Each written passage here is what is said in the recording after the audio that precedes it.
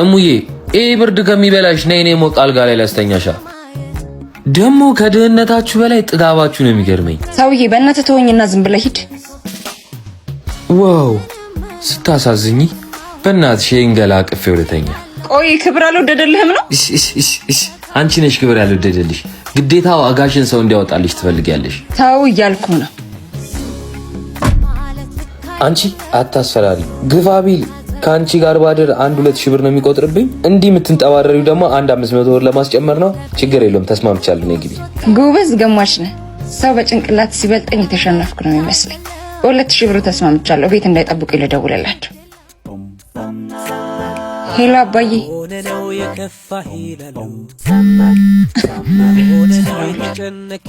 ሄሎ አለቃ። ስማ አንተ ባለጌ፣ የትም ባነሳው ጭራሽ ልጅ እንደ ሴተኛ ዳሪ ታያታለህ። አሁኑኑ ቁልፉን ስጣ። ከዛ አንተ ነገ ዋጋ እንደምሰጥህ። በእናትሽ የኔ እናት፣ እኔ እኮ ስላላወኩሽ ነው። ይቅር በይኝ በእናትሽ። ማንም ሴት ደልቷት እዚህ አትወጣ። ቢያንስ አክብራት እሺ። ሚቀጣህን እሱ ይቅጣ።